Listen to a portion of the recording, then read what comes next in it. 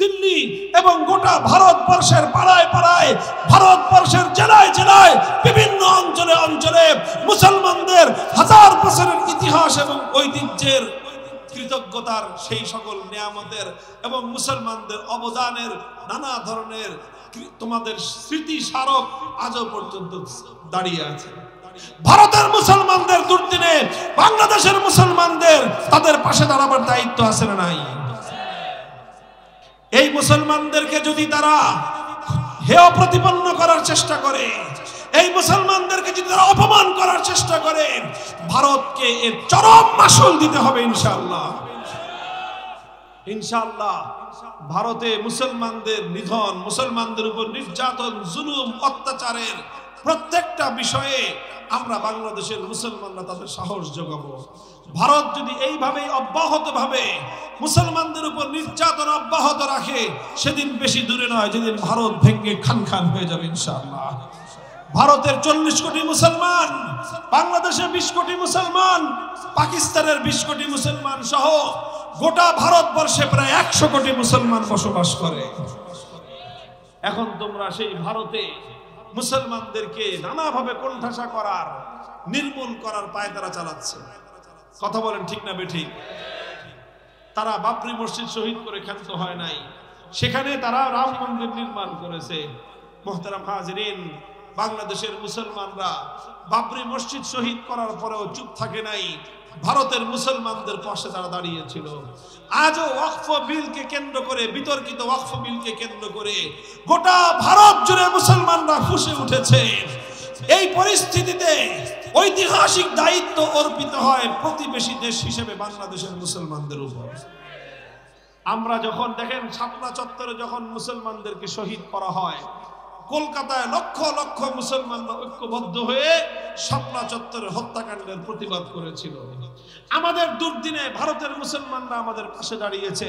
আগামীকাল ভারতের মুসলমানদের এবং ভারতের এই বিতর্কিত ইসলাম এবং মুসলমানদের স্বার্থ বিরোধী, আল্লাহ পাক রব্বুল আলামিনের জন্য ওয়াকফকৃত সম্পত্তি জবরদখল করবার, মোদির এই চক্রান্তকে প্রতিহত করবার জন্য জোহরের নামাজের সময় বাইতুল মুকাররম মসজিদ থেকে ভারতীয় দূতাবাস অভিমুখে গণমিছিল নিয়ে যাব। আমরা তাদেরকে একটা বার্তা দিব যে এই সমস্ত তাফালিং বন্ধ করো, এইসব তাফালিং বন্ধ করো, নাইলে কিন্তু তোমাদের ভারতের মধ্যে শান্তি থাকবে না, ভারত শান্তি থাকতে পারবে না।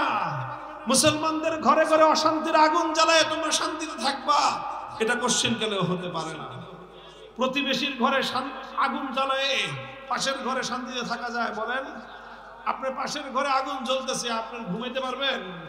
প্রতিবেশীর ঘরে তোমরা আগুন জ্বালায়, মুসলমানদের ঘরে ঘরে আগুন জ্বালিয়ে তোমরা নিজেরা আরামে আয়েশে রাজত্ব চালাইবা, বাদশাহী করবা, সেই সুযোগ তোমাদেরকে মুসলমানরা দিবে না ইনশাআল্লাহ। এইরকম একটা পয়গাম পৌঁছে দেওয়ার জন্য আগামীকাল দুপুর বেলায় বাইতুল মুকাররম থেকে ভারতীয় দূতাবাস উপলক্ষে আমরা গণমিছিল নিয়ে যাব। আপনাদের যাদের পক্ষে সম্ভব হয় আপনারা ইনশাআল্লাহ ইমানি দাবি পূরণ করার জন্য বাইতুল মুকাররমে 1 থেকে 1.5 ঘন্টার সময় দিবেন তো ইনশাআল্লাহ? কারা কারা দিবেন একটু হাত তুলেন তো, একটু আল্লাহ পাক কবুল করেন। এটা ওয়াদা হয়ে গেল, কিন্তু যার যার দায়িত্বে ওয়াদা পূরণ করার চেষ্টা করবেন। আল্লাহ পাক রব্বুল আলামিন আপনাদেরকে তৌফিক দান করুন।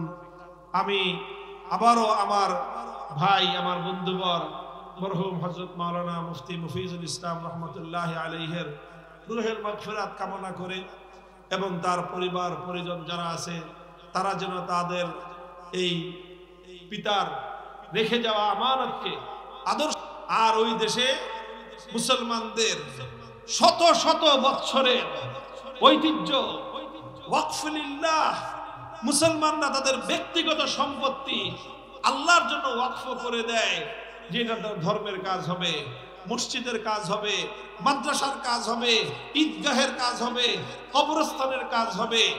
এই ধরনের ওয়াকফের সম্পত্তি শত শত বছর ধরে বাংলাদেশেও আছে। বলেন আছে না নাই? ভারতে 6 লক্ষ একর জমি, ওয়াকফের জমি, মুসলমানরা তাদের নিজেদের অর্জিত সম্পত্তির জমি আল্লাহর জন্য ওয়াকফ করেছে। সেই জমির দিকে এখন দৃষ্টি পড়েছে হিন্দুত্ববাদী নরেন্দ্র মোদীর, এবং তারা মুসলমানদের এই ওয়াকফ সম্পত্তি কেড়ে নেওয়ার জন্য টালবাহানা করতেছে। তারা ওয়াকফ আইন সংশোধনী 2025 বিল পাশ করেছে তাদের সংসদে। এই বিলের মাধ্যমে তারা মুসলমানদের এই ওয়াকফ সম্পত্তিগুলোতে হিন্দুদের ভাগ বসাইতে চায়, অথচ তাদের মন্দিরের সম্পদে কিন্তু এক ছিটা ফোঁটা, এক কানা করিও মুসলমানদের ভাগ দিবে না। মুসলমানদের মসজিদ মাদ্রাসার জমিগুলো কেড়ে নেওয়ার জন্য নতুন পায়তারা শুরু করেছে তারা। আমরা ভারতকে স্মরণ করায় দিতে চাই, 700 বছর ভারত কিন্তু শাসন আমরা করেছি। দিল্লির শাহী মসজিদ আমরা তৈরি করেছিলাম, দিল্লির লাল কেল্লা মুসলমানদের তৈরি হয়েছে, দিল্লির শহর মুসলমানদের নগর, মুসলমানদের হাতে গড়া শহর, দিল্লির সভ্যতা মুসলমানদের সভ্যতা।